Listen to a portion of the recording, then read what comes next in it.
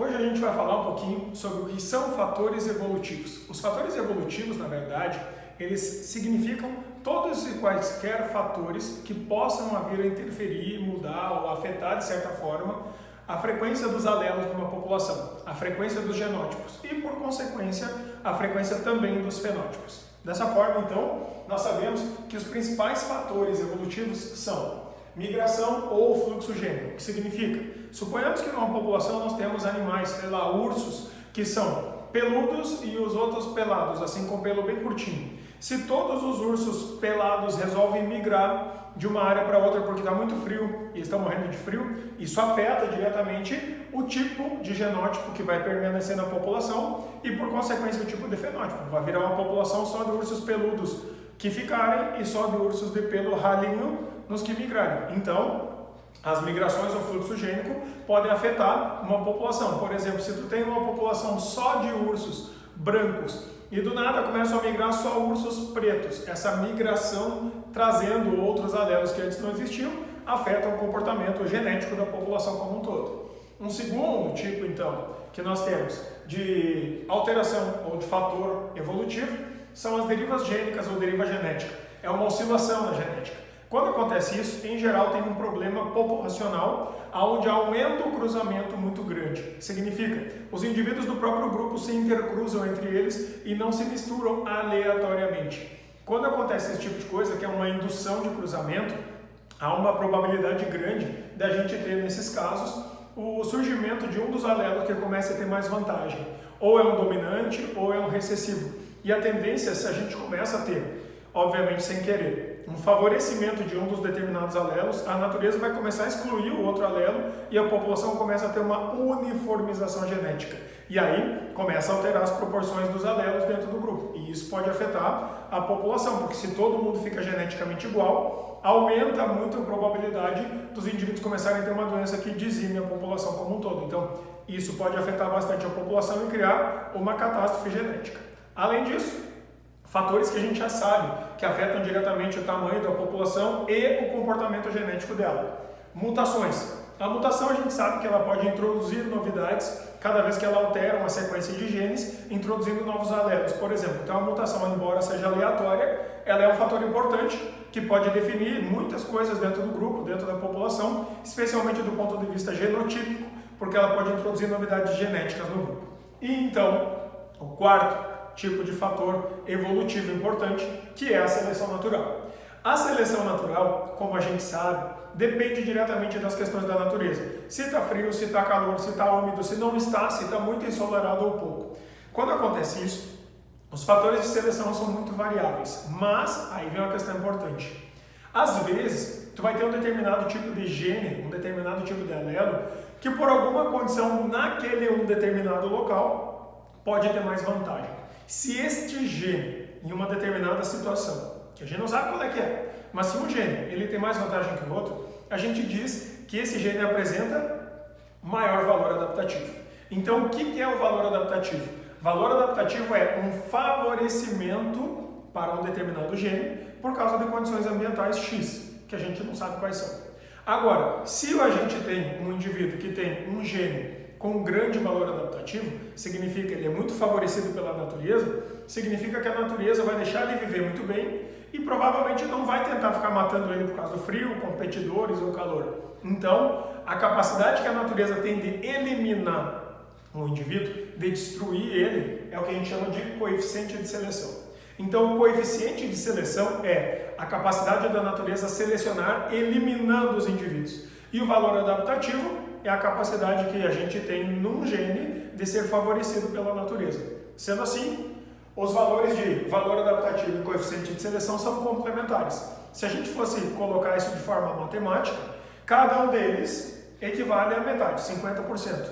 Então, o valor adaptativo e o coeficiente de seleção somados dá 100%. Então, se o coeficiente de seleção for menor que o valor adaptativo, a tendência é a população apresentar maior número de indivíduos. Por exemplo, numa seleção natural do tipo direcional direcionadora, aonde a gente tem um dos genótipos favorecidos. Por exemplo, os indivíduos que apresentam os alelos azão-azão. Se eles apresentam vantagem, significa que a população de indivíduos azão-azão é bem elevada e, por consequência, a população de indivíduos azinho vai ser bem baixinha. Então, para os indivíduos que têm o alelo azão, que tem um grande valor adaptativo e um baixo coeficiente de seleção, esses indivíduos apresentam mais chance de sobrevivência.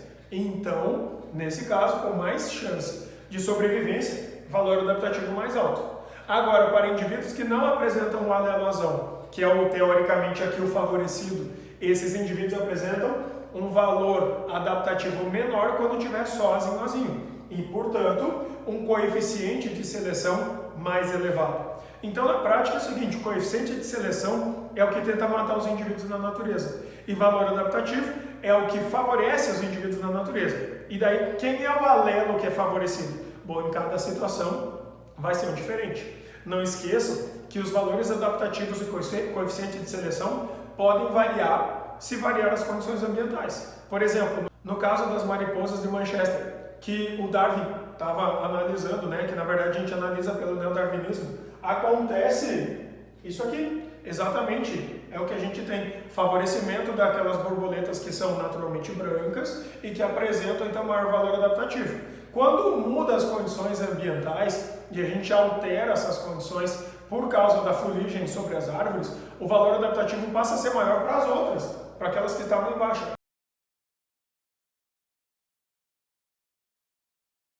Então, isso pode variar de acordo com a natureza. Então, nesse caso, como é que a gente vai saber se os alelos estão aumentando, diminuindo, se o valor adaptativo está mudando? Isso é possível desde que lá em 1908, dois cientistas chamados de Hardy e Weinberg começaram a perceber que a gente pode calcular e mensurar quanto de cada alelo e quanto cada genótipo contribui dentro da população. Então, o que acaba acontecendo é que surge uma ideia desses dois cientistas que se eu somar todos os alelos azão e todos os alelos azinho de uma população, todos desses, tem que fechar 100%, porque é o total da população. Mas e se essa população não sofrer nenhum fator evolutivo, não ficar quente, não ficar claro, não ficar escuro, não ficar mais sabino, ou seja, se não houverem fatores de seleção natural, se a gente não tiver uma população fazendo cruzamento entre os indivíduos da mesma família, se o grupo for bem grandão, se não houver nenhum fator de seleção atuando, o que acaba acontecendo? A população fica igual, fica estável. Sendo assim, segundo o equilíbrio de Hardy-Weinberg, se uma população não sofrer com fatores evolutivos, a população fica igual e ela não evolui. Então, o teorema ou teoria ou lei de Hardy-Weinberg diz o seguinte, que em populações muito grandes, que tem cruzamentos aleatórios, que a gente chama de cruzamento ou reprodução panmítica ou panmixia, que é cada um faz filho com quem quiser. E, se não houver fatores de seleção natural, o percentual de cada um dos genótipos permanece constante. Nunca altera nem os azão, nem os azão-azinho e nem os azinho-azinho. Todo mundo fica igual. Então, nesse caso, a população não evolui, não modifica, fica igual ao longo de muitas e muitas gerações. Então, a gente poderia dizer que todos os alelos azão, todos os alelos azinho, ou os genótipos azão-azinho e azinho-azinho, não mudam, ficam idênticos, sempre iguais. Sendo assim, se eu tomar a frequência dos alelos azão, que é quantas vezes aparece o alelo azão, por P, é uma incógnita P, e somar com a frequência de todos os alelos azinho, que é, vou botar aqui Q para ser a frequência dos alelos azinho, isso tem que fechar 100%. Significa, se eu somar tudo que aparece de azinho e azinho, isso tem que dar 100%. Então, se eu somar todo mundo que tem azão, seja assim ou assim. Se eu somar todo mundo que tem azinho, seja assim ou assim. Tudo isso somado tem que fechar 100%. Então, se a frequência do azão é P e a frequência do azinho é Q, a soma de todo P com todo Q tem que ser 1, ou seja, 100%. Então, quando a gente analisa uma população como um todo, os indivíduos não são, nunca quase, indivíduos que vão ser puramente recessivos ou puramente dominantes. Numa população, tu deve ter indivíduos que são dominantes, homozigóticos, recessivos, homozigóticos ou às vezes heterozigóticos. Sendo assim, o que acaba acontecendo é que nas populações, quem tiver azinho vai ter Q vezes Q, porque o azinho é o Q. Então, numa população, a gente vai simbolizar matematicamente todo mundo que tem azinho como Q ao quadrado. Esse vai ser o percentual de indivíduos que são homozigóticos recessivos dentro de uma população real. Segundo, se eu tiver indivíduos que têm azão, como o azão vale P, então eu tenho P vezes P, que é o azão vezes o azão, isso vai dar P ao quadrado. Isso significa, numa população, o percentual que a gente vai ter de indivíduos homozigóticos dominantes é P ao quadrado. Então, se eu quiser calcular, já tem como saber. E ainda, eu posso encontrar nas populações indivíduos que são azão-azinho. Só que eu tenho que lembrar o seguinte, o indivíduo pode ter recebido o azão do pai e o azinho da mãe, ou o azinho do pai e o azão da mãe. Então, tem duas possibilidades, que é o P e o Q, ou o Q e o P. Na prática, eu tenho duas hipóteses para o PQ. Então, 2PQ representa na minha população o percentual de indivíduos que são heterozigóticos.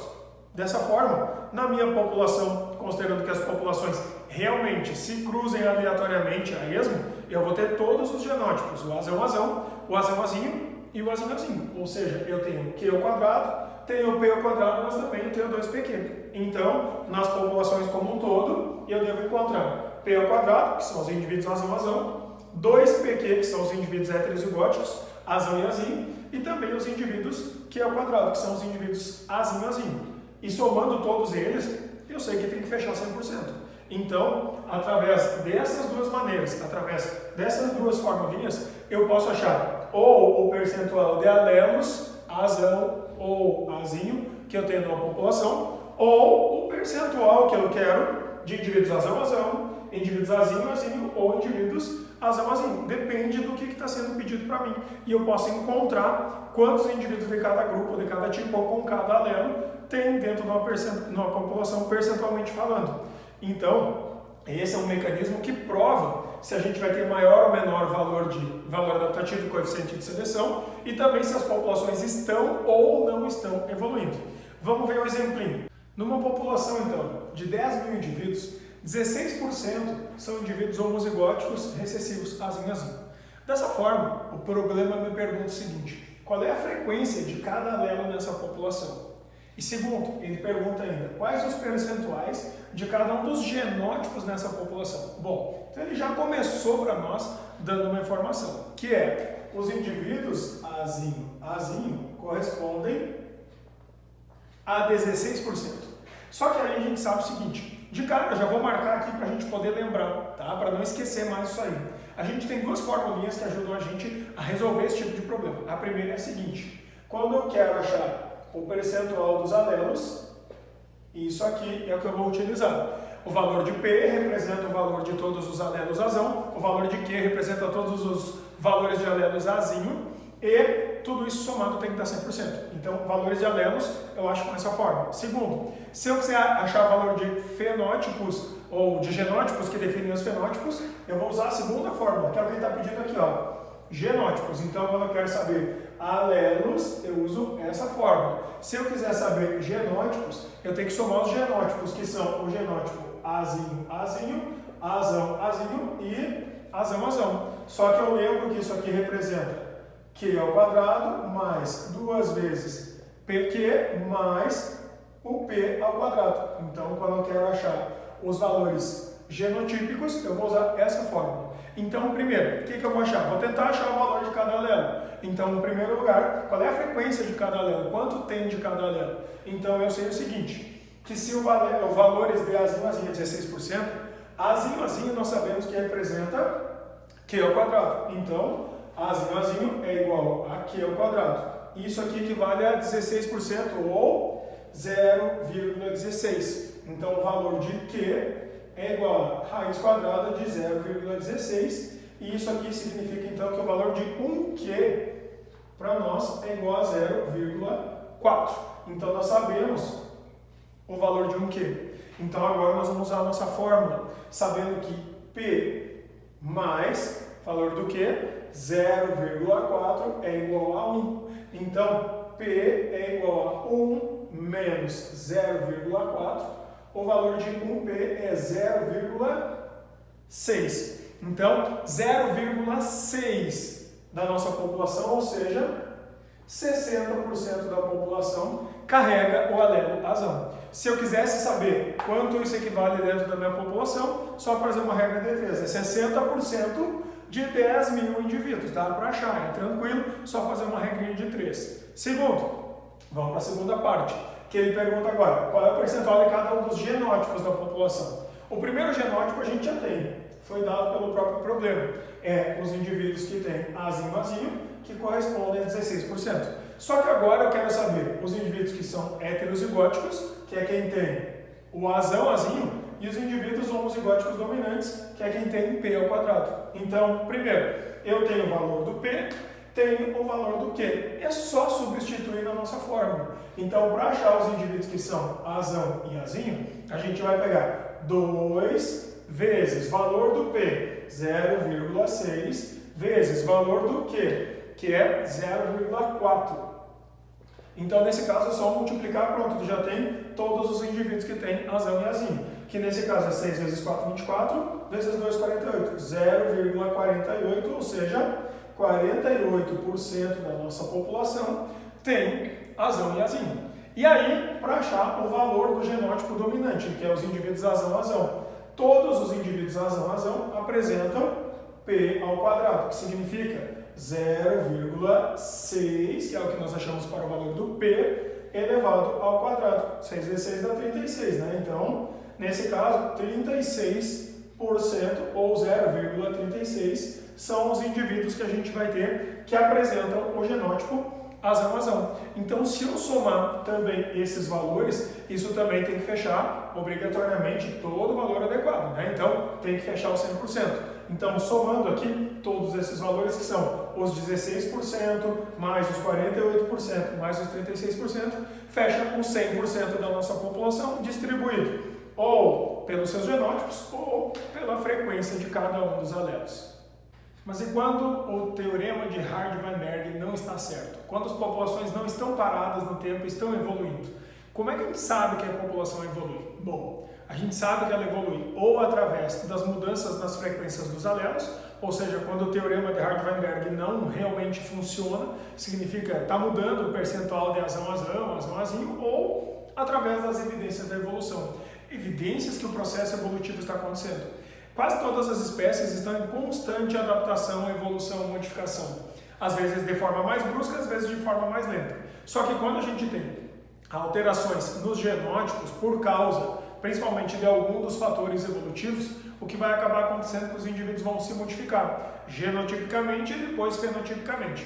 Então, é possível a gente ver isso na população e comparar isso ao longo de indivíduos que foram passando pelo tempo e também pela nossa história. Então, por exemplo, o primeiro tipo de evidência que a evolução existe ou acontece ou aconteceu é o estudo das evidências fósseis. Comparação de indivíduos fósseis, comparação em linhas sequenciais evolutivas permitem a gente entender como os indivíduos foram modificando. Então, nesse caso, o processo de fossilização não é uma coisa muito comum e nem corriqueira, não acontece todo dia. Depende de muito tempo, condições de clima, condições de solo, condições de umidade específica. Então, em geral, para que uma coisa fossilize um determinado tipo de material, é normal que ele tenha que ser mais rígido, um pouco mais duro. Normalmente, estruturas moles demais tendem a ser decompostas em vez de serem fossilizadas. Por exemplo, no nosso caso, os músculos, muito mais provavelmente junto com a pele, são desmanchados e decompostos, e os ossos, que são estruturas um pouco mais rígidas,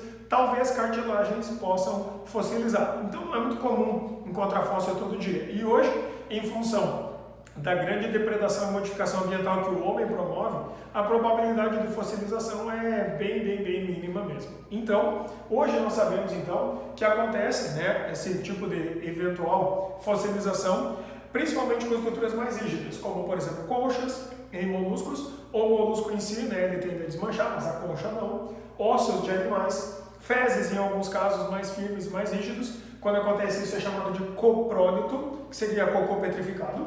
Ainda resinas, como é o caso, por exemplo, das resinas dos pinheiros, que é transformado em âmbar, normalmente leva aí de 3 a 10 milhões de anos para fossilizar. Então, o âmbar, normalmente tem âmbar que tem dentro insetos, né, bichinhos pequenininhos assim que ficam fossilizados juntos ali. Pegadas de animais, aquelas que ficam marcadas no chão, e o solo acaba passando por um processo de enrijecimento, endurecimento e vira pedra, isso é fossilização. E ainda, tronco e folhagem de árvore, esqueletinho de animais no meio de rochas e, às vezes, até grão de pólen, o que permite a gente perceber, então, as modificações no ambiente como um todo. Com isso, a gente, através de coisas como essas aqui, consegue descrever tamanho de animal, tipo de vegetação que existia, o que se comia, ou qual era o tamanho do animal real em relação à vegetação, se já existia determinado tipo de bicho ou vegetação, e assim dá para traçar um paralelo evolutivo entre os seres vivos que existiam e quando existiam. Esses fósseis normalmente são datados por carbono 14 através de teste de tempo de meia-vida, né? E aí dá para identificar mais ou menos quando é que foi que aquele determinado tipo de ser vivo deixou de existir. Assim, a gente consegue fazer a comparação de fósseis. Dois exemplos importantes que nós temos são a evolução do crânio humano, que antigamente, quando a gente começou a evoluir para o lado da linha evolutiva do humano, a gente tinha uma boca mais proeminente e um crânio para o cérebro menor, o que indica que a gente pensava menos e comia mais, ou seja, comer era mais importante. Segundo tipo, a gente começou a evoluir, então o crânio mudou, né? Ficamos mais espertos, com a boca menor, então pensar é mais importante.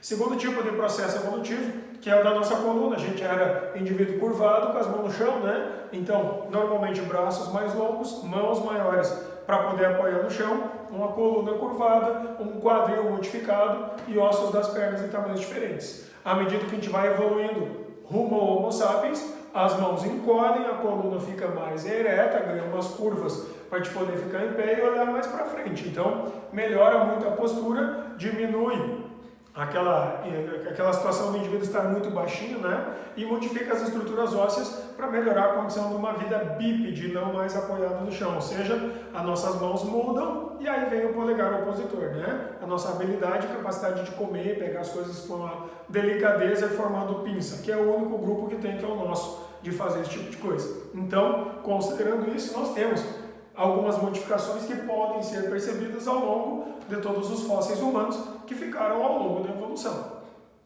O segundo grupo, então, de evidências que nós temos de evolução são as evidências anatômicas. Cuidado, questões importantes sobre isso aqui são cobradas com muita frequência. Quando a gente tem questão anatômica, a gente está comparando braço de um com o braço do outro, ou então perna de um com perna do outro, crânio de um com crânio do outro. Então a gente faz comparações de estruturas anatômicas. Quando acontece isso, por exemplo, nós enquadramos essas comparações em dois grandes grupos: os órgãos homólogos e os órgãos análogos. Os análogos só significa assim, fazem a mesma coisa. A analogia é fazer o mesmo papel. Os homólogos significa que eles nascem do mesmo ponto, da mesma origem embrionária. Então, toda vez que nós temos órgãos homólogos, eles apresentam uma similaridade genética muito grande. Eles normalmente têm a mesma origem embrionária, significa no embrião eles brotam do mesmo ponto, tipo o braço, nasce do mesmo lugar. Então, eles apresentam, por causa dessa genética muito similar, estrutura similar. Então, fisicamente e internamente são tudo parecidos e o mecanismo de funcionamento dos braços, então, será parecido. Mas as funções podem ser iguais ou podem ser diferentes. Aí depende de fatores de seleção natural. Então, nesse caso, indica, através disso aqui, que os indivíduos, eles tinham a mesma origem, mas agora eles podem estar modificando um pouco a sua estrutura externa para fazer funções diferentes. Talvez o ambiente tenha uma importância maior. Isso indica um fator de irradiação adaptativa. É como se todo mundo tivesse nascido no mesmo ponto, mas um foi morar dentro d'água, em vez de braço precisou de nadadeira. Um foi voar, em vez de braço precisou de asa. Um foi viver andando no chão de 4 pés, em vez de braço precisou de perna. E outro que precisou ficar pegando as coisas continuou com o braço. Então, o que aconteceu? Cada ambiente favoreceu uma coisa de maneira distinta. Então, embora eles tivessem o mesmo ponto de origem, um foi para um lugar, outro para o outro, outro para o outro, e aí a seleção atuou. Quando aconteceu isso, eles irradiaram para situações diferentes, para condições diferentes e para funções diferentes. Por exemplo, os membros anteriores dos cordados. Se eu pegar, por exemplo, o braço direito do homem, a pata direita da frente de um cachorro, se eu pegar, por exemplo, a nadadeira direita de cima de uma baleia, se eu pegar, por exemplo, a asa direita de cima do morcego e comparar, eu vou ver que esses indivíduos, então, apresentam uma estrutura interna idêntica, significa a mesma origem embrionária. E aí, esses indivíduos apresentam uma estrutura de funcionamento praticamente igual, só que as funções para cada um é diferente. Na baleia, no golfinho, isso serve para nadar. Para o homem serve para pegar coisas, apoiar. Para o cachorro, por exemplo, serve para correr, para o cavalo também. No caso dos morcegos, serve para o voo. Então, cada um vai ter o seu tipo de função. Às vezes, a função é parecida. Por exemplo, comparando a pata da frente do cachorro com a pata da frente do cavalo, é a mesma. Só que no caso do cachorro, vai ter dedos. No caso do cavalo, vai ter um casco, só para proteger, mas internamente o papel estrutural é o mesmo, de caminhada é o mesmo, e a origem embrionária é a mesma.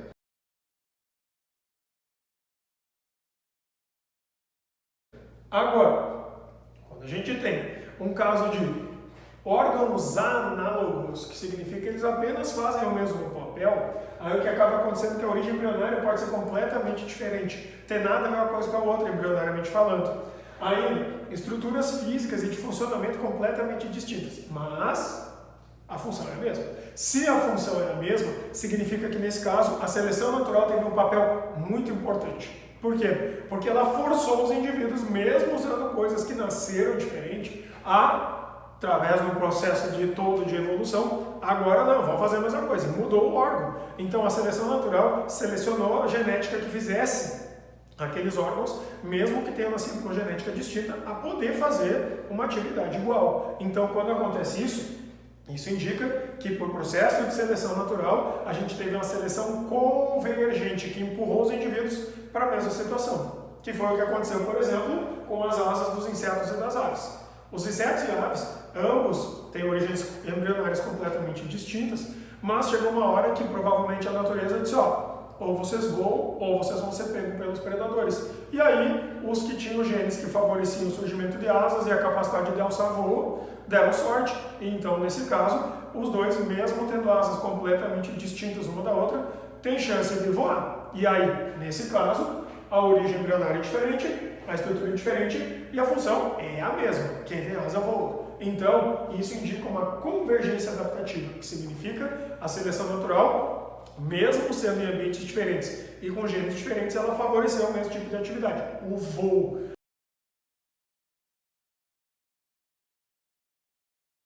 A mesma coisa acontece para aquela forma física fusiforme que todos os animais que nadam vão ter. Por exemplo, se tu pegar lá um jacaré, um pinguim, pegar uma baleia, pegar um peixe, pegar, sei lá, até uma tartaruga, o corpo deles visto no perfil tem esse formato aqui. Para quê? Para poder deslizar melhor dentro da água. Então, embora sejam animais completamente distintos, o que acabou acontecendo foi que os fatores que faziam o corpo deles nascer fusiforme, tipo um peixe, por exemplo, ele vai ficar mais ou menos assim.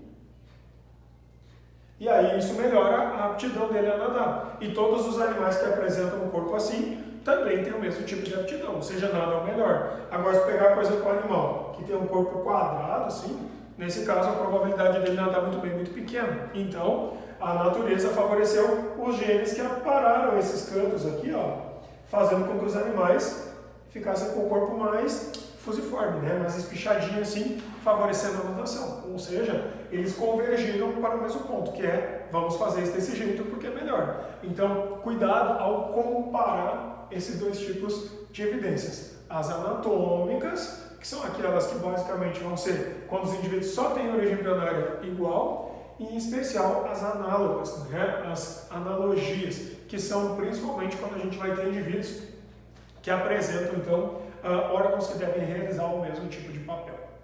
O terceiro tipo, então, de evidência da evolução são as evidências embriológicas. Só que aí, falar em embrião, a gente sabe que embrião só pode ser estudado para algumas poucas espécies. Dentro do reino animal, dá para ser estudado para qualquer espécie daí, e dentro do reino vegetal. Por quê? Porque bactéria não tem embrião, protozoário não tem embrião. Então, nesse caso, só para aquelas formas de vida que vão formar embrião.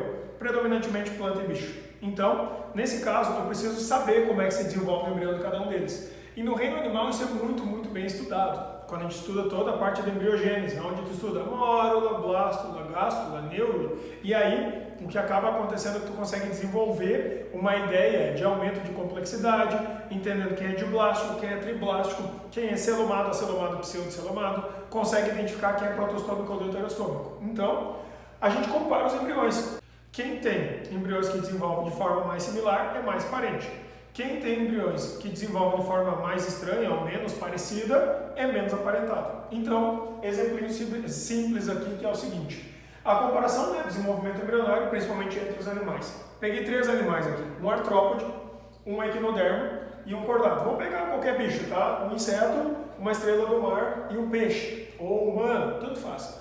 Aí, aqui eu botei dentro daquelas arvorezinhas evolutivas já para ficar mais fácil da gente lembrar. Tem que cuidar o seguinte, aqui embaixo é sempre o ancestral. Como esses 3 aqui são indivíduos que têm 3 camadas embrionárias, endo, meso e ectoderme, o ancestral é um ancestral triblástico. Só que aí, o que acaba acontecendo é que por algum motivo eles se diferenciam no desenvolvimento embrionário. Então eu criei um padrão de separação, que é qual é o destino do blastóporo. No caso dos artrópodes, como eles são indivíduos protostômicos e o blastóporo dá origem para o ânus, então eles separam dos outros e os outros 2 continuam juntos, porque os 2 são deuterostômicos e, no caso deles, o blastóporo vai originar o ânus. Então, aí existe uma diferença que separa esses 2 também. Aqui, ó. Só que essa diferença que separa esses 2 é outra coisa. Então, o primeiro quesito que eu usei aqui foi o quesito desenvolvimento embrionário do blastóporo. E aí, então, protostômicos para um lado, deuterostômicos para o outro. Então, eu já sei que por causa desse tipo de comparativo, equinodermos e cordados são mais parecidos entre si do que equinodermo com artrópode ou cordado com artrópode. É assim que se faz a comparação ou o estudo de evidências embrionárias. A gente poderia ainda separar os equinodermos e os cordados da seguinte forma. No caso dos cordados, a gente vai ter o desenvolvimento de tubo nervoso dorsal, com notocorda, com fendas faringianas. Equinodermo não tem, então separaria de novo. Então, sempre a gente pode utilizar critério de desenvolvimento embrionário. Às vezes, tu não consegue mais usar embrionário, vai ter que usar outra coisa. Continua fazendo isso, mas, de qualquer forma, a evidência embrionária ela comprova quem é mais parente de quem, que é o quesito principal para os estudos de evolução.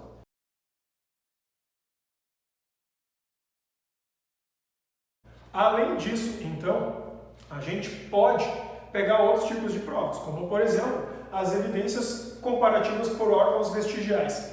O que é um órgão vestigial? É um órgão que ainda está no teu corpo, mas hoje ele não funciona mais. Ou ele está atrofiado, ou ele é menorzinho, e isso é evidência de que em algum momento ele já existiu, ele já funcionou, ele servia para alguma coisa de verdade. Então, se ele está lá em ti só de forma atrofiada, mas em outras espécies ainda tem esse mesmo órgão, só que grande e desenvolvido que funciona, significa que em ti é um vestígio de que já existiu. E nas outras espécies isso é uma prova de que ainda funciona. Então, exemplos bem clássicos disso, como por exemplo, o apêndice humano. O nosso apêndice é um verminho atrofiado lá no canto do intestino, mas o apêndice no coelho é bem desenvolvido. E a gente sabe que lá dentro do apêndice existem bactérias que sintetizam enzimas que permitem degradar celulose, por exemplo, e nós não degradamos celulose. Então, o apêndice ele é um vestígio de que um dia, provavelmente, a gente era um tipo de animal que conseguia digerir celulose melhor, né? Então, isso é um exemplo. Outro exemplo, o quadril da baleia. Baleia tem um osso, assim, um tipo de quadril parecido com o nosso, só que são evidência que algum dia aquilo foi bem desenvolvido, talvez ela se deslocasse usando aquilo ali e pudesse de repente andar pela terra ou em ambientes mais próximos da terra e da água. Então, isso é uma evidência que já teve aquilo, hoje é atrofiado. Outro exemplo, essa membrana que nós temos no cantinho interno do olho, nas aves e nos répteis, ela inteira é gigante, ela faz toda a volta, lambuza o olho por cima e volta, chamada membrana nictitante. No caso dos jacarés, por exemplo, dos répteis, isso serve para evitar que ele tenha parasitas que se instalem no olho, né, bactéria e tal. E no caso das aves que voam, isso serve para lubrificar o olho, a córnea, né, durante o voo. Então, para nós isso não funciona mais. Então, para nós, isso também é um vestígio de evolução. Então, esses órgãos vestigiais são vestígios de que um dia o teu corpo já foi diferente e que hoje tem resto do processo evolutivo, ou que parou no meio do caminho, ou que ainda está de forma lenta e gradual acontecendo.